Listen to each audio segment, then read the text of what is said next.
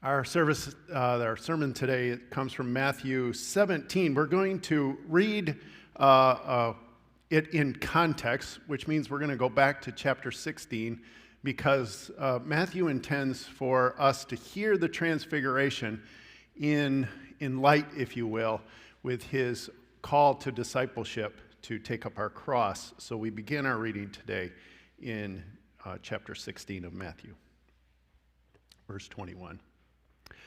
From that time on, Jesus began to explain to his disciples that he must go to Jerusalem and suffer many things at the hands of the elders and the chief priests and the teachers of the law, and that he must be killed and on the third day be raised to life.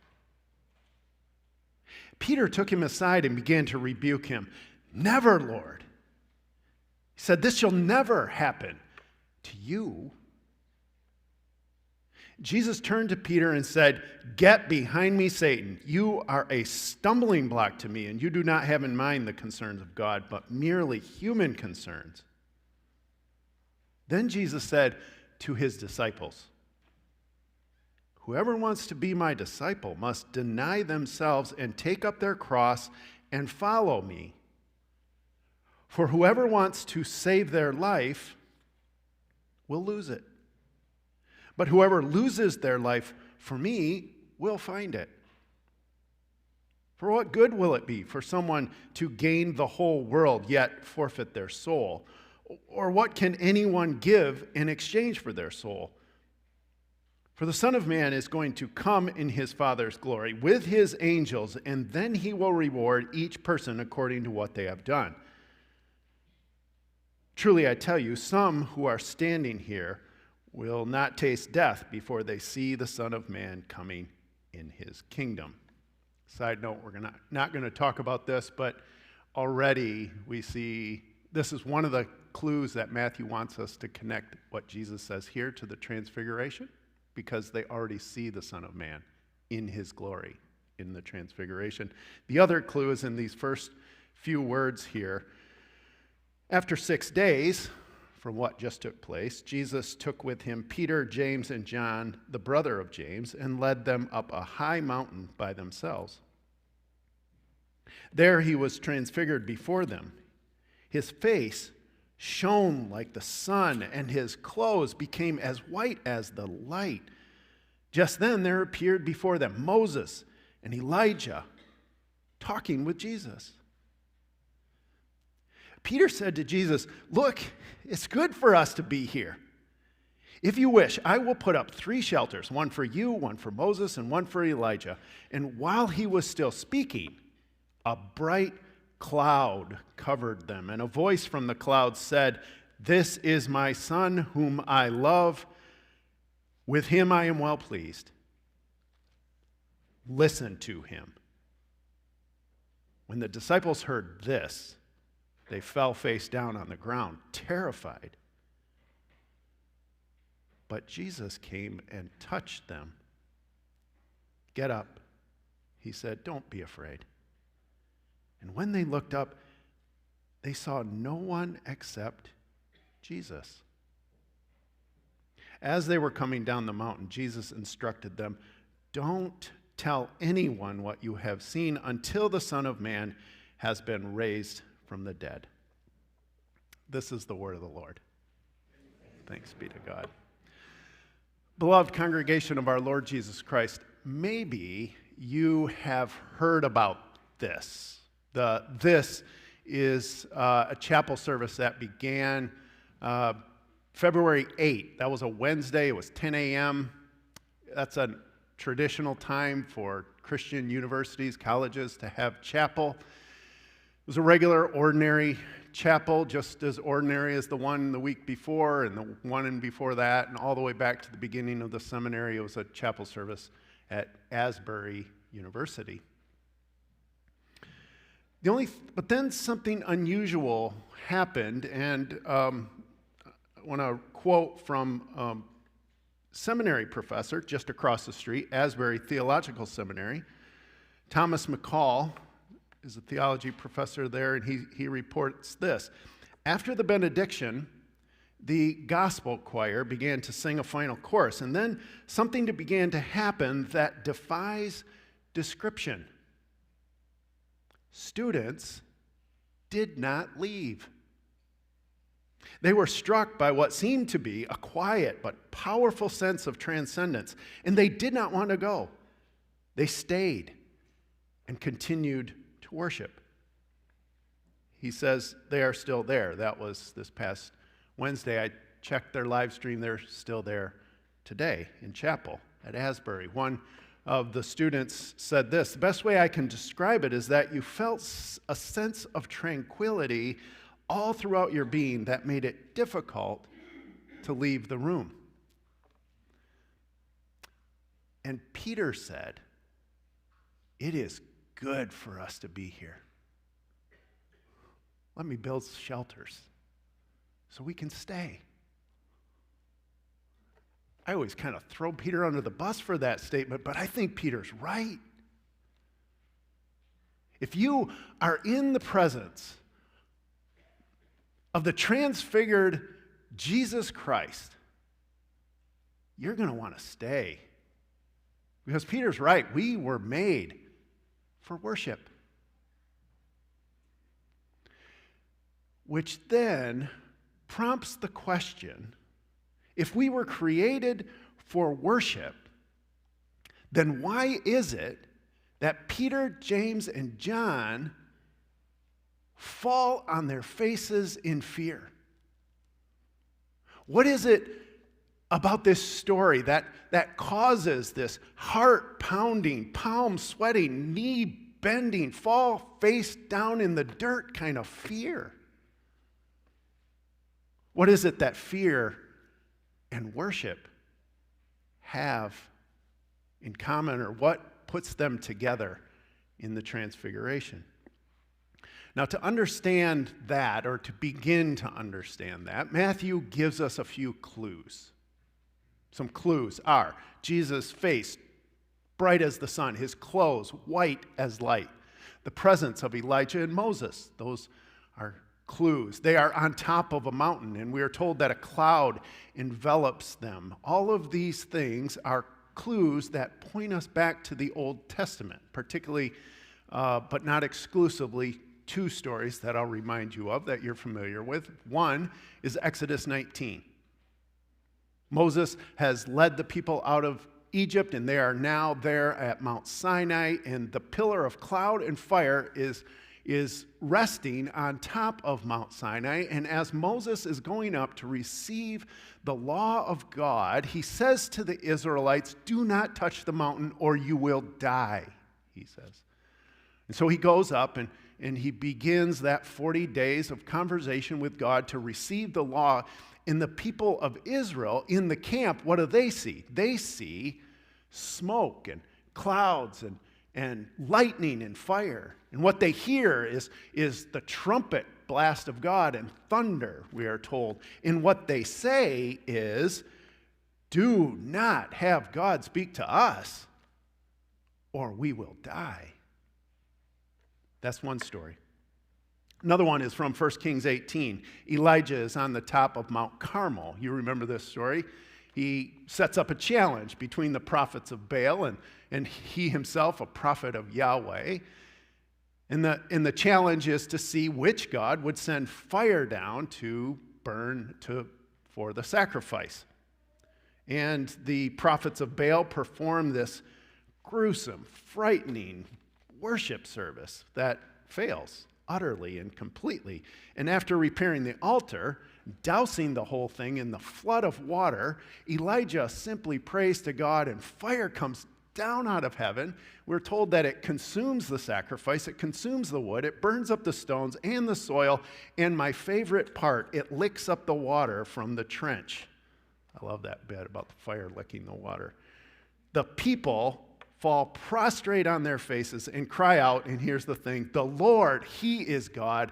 The Lord, He is God.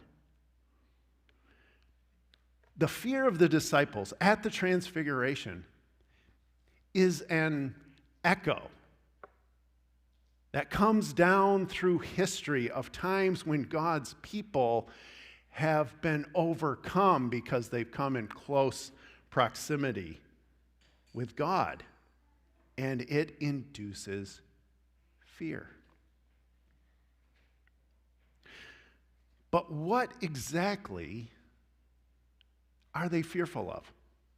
Because I noticed in reading this and studying it this week that it's not the bright light that they're afraid of.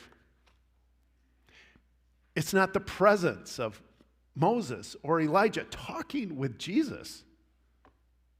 They're not afraid of that. In fact, it's because of those things that Peter says, this is good. Let's stay. I'll build some shelters. It's the voice. This is my son, whom I love. Listen to him. That phrase, listen to him, that is single word in Greek, it has both connotations, both listen to what Jesus says and obey what Jesus says. It's a command. Listen and obey. It's the voice that frightens the disciples to fall down on their faces in fear. Now, what is it that they are afraid of? What is it that they have to listen to that causes so much panic in the disciples? Well, that's what we read in chapter 16. At least that. Jesus said to his disciples, whoever wants to be my disciple must deny themselves, take up their cross, and follow me. Whoever wants to save their life will lose it.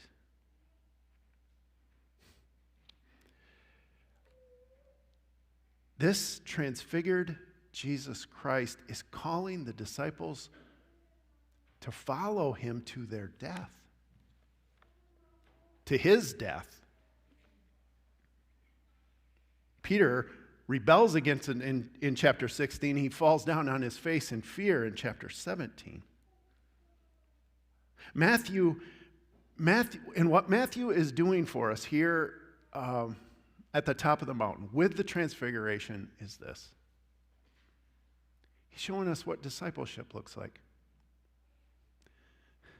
Discipleship is this collision of worship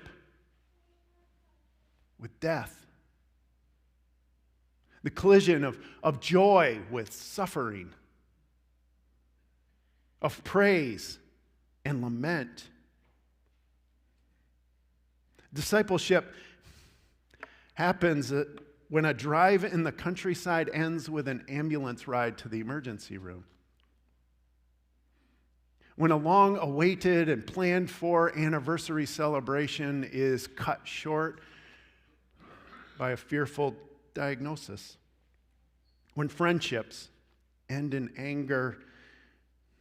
When a ministry, when a vocation comes to failure. When there is an empty chair at the family dinner at Easter. It's in these times that we crash to the floor and mumble and cry, I can't do this anymore. I can't go on. This burden is too great. I can't do this alone. I can't see outside of my grief. Oh God, I can't. I don't know if that's what the disciples were saying, but that's certainly what they look like. They cannot get up. They cannot take a step. They will not follow Jesus down the mountain to Jerusalem, up Golgotha, into the tomb. They can't. But Jesus doesn't leave them there. Did you notice that? In verse 7, Jesus does something totally unexpected. Jesus comes up, Matthew says Jesus came up and touched them and said, get up and don't be afraid anymore. And when they looked up, they saw only Jesus, nobody else, no Moses, no bright light, no voice from heaven, just Jesus. One of my favorite illustrations of this transfiguration comes out of the Orthodox tradition. You know how they paint those icons, those two-dimensional stories of the Old Testament and the New Testament? The transfiguration is one of those celebrations in the Orthodox Church that they really love, and so it gets painted a lot. And there's some common themes to those icons that come out of those Orthodox traditions. And every one of them, Jesus is lit with this bright light. And he's in the center of the frame, flanked by Moses and Elijah, of course. And down below Jesus and Moses and Elijah are Peter, James, and John. And they are prostrate, faces in the dirt, on their hands and knees. Sometimes one of them is crawling, trying to get away from the glory, and all of them, their faces are down. Once in a while, there's a disciple with a face turned up towards Jesus. But what I love about the icons is that they usually, most of the time, they represent the touch of Jesus. They don't represent it as Jesus' hand reaching out to touch, as I imagine actually happened, grabbing them by the shoulder or touching them on the head. The touch of Jesus is represented as this blue light, or blue lights. There are these beams that shine out from the transfigured Christ, and they touch the disciples there in their fear, prostrate on the ground. And when you look and reflect long enough, you begin to notice something.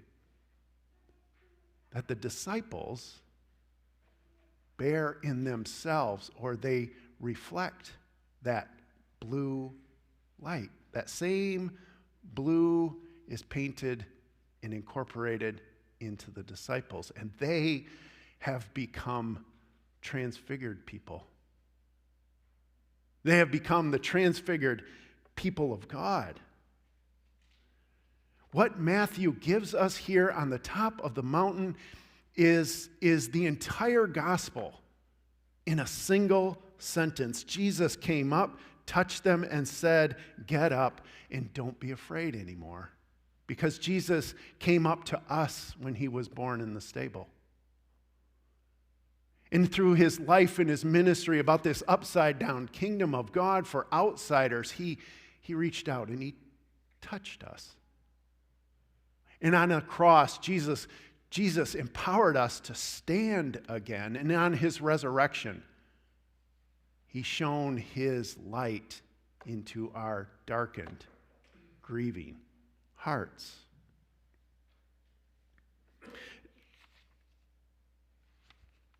Jesus, this, friends, is the gospel. And we are transfigured people. Paul helpfully summarizes what transfigured people are, and to the Corinthian church, he says it this way: we always carry around with us the death of Jesus, so that the life of Jesus will also be revealed in our body. Transfiguration, life and death collide in the life and in the community of disciples. I was reminded of that when I came across a post, newsletter from the Office of Social Justice, and it was written for the denomination, it was written by Reverend Dr. Reggie Smith, who is the director of Race Relations, Office of Social Justice for the denomination. He reminded us all that we're coming up on 8 years now since Dylan Roof went into the historic Mother Emanuel African Episcopal Church, and during a Bible study pulled out a gun and killed 9 disciples of Jesus Christ in that church. As he was reloading for the last time, he did not shoot, you'll remember, Felicia Sanders. Instead, he said to her, "I'm going to leave you here to tell the story. Remember, it came out in court. What the story he wanted her to tell was one of vengeance. And what his hope was is that he would launch a race war in our country. At this trial, he faced his survivors, which is always the case, and one by one, people from the church got up. The first one to speak was Nadine Collier. She was the daughter of Ethel Lance, who was killed that day. And Nadine looked straight at Dylan Roof, and she said, "I want you to know, and I want everyone to know that I forgive you." She said, "I will not see my mother again. I will not hold my mother again, but I forgive you." She sat down, and then Myra Thompson got up. She's the wife of Reverend Anthony Thompson, who was leading the Bible study that day, and she said the same thing, "Dylan, I forgive you." And on it went until it was time for Felicia Sanders. She spoke about her son, Tywanza, who had died there that day at the hands of Dylan Roof. And she told him, "Tywanza was my son. He was my hero." But as we say in the Bible study that we welcomed you to, we leave with these words, "God have mercy on you." And she sat down. You are Transfiguration people. You carry around in you the death of Jesus Christ so that the life of Jesus Christ will be revealed in you, says Paul. We are Transfiguration people. Because as the death of Christ gets working in us, that old self for revenge and sin and hatred is swept away, making room for this light of Jesus Christ to bring healing and health to us and shine out to the world. We are Transfiguration people because we have been touched by Jesus. We carry around in us the death and the life. And we are reminded of that each and every week in communion. Right? Because Paul reminds us of what Jesus said in this communion. Here is his death, and here is his life. And so we turn our hearts now to celebrate the sacrament together.